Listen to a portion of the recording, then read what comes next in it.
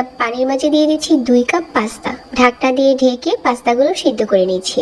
1 cup দিয়ে দিচ্ছি ছোট টুকরো করে কেটে নেওয়া মুরগির মাংস। হাফ চা চামচ দিয়ে দিলাম আদা আর রসুন বাটা।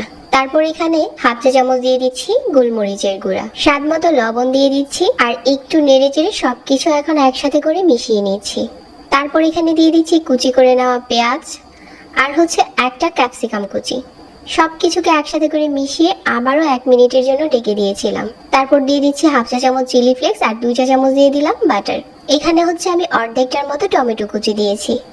সবকিছু একসাথে করে নেড়েচেড়ে মিশিয়ে নিচ্ছি। কিছু ব্যাসিল, এটা অপশনাল, বাসায় থাকলে দিবেন, আবার না থাকলে স্কিপও করতে পারেন।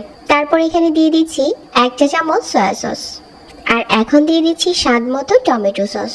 টমেটো সস আপনার পছন্দ মতো চাইলে কমও দিতে পারেন, আবার চাইলে আরও একটু বাড়িয়েও দিতে পারেন। এটা যার যার স্বাদ অনুযায়ী নিতে পারেন। পাস্তা রান্নাটা অনেক ঝামেলা যারা মনে করেন তাদের জন্য এরকম সহজ একটা রেসিপি শেয়ার করেছি। একদম সিম্পলভাবেই পাস্তাটা রান্না করতে পারবেন আর খেতে অনেকটাই গ্রেভি হবে। এই পর্যায়ে আপনি চাইলে এখানে চিজ অ্যাড করতে পারেন যদি কারো কাছে চিজ খেতে ভালো লাগে। তবে এই পাস্তাটা এভাবেও পরিবেশন করা যাবে, এমনিতেও খেতে এটা অনেক টেস্টি হয়েছে।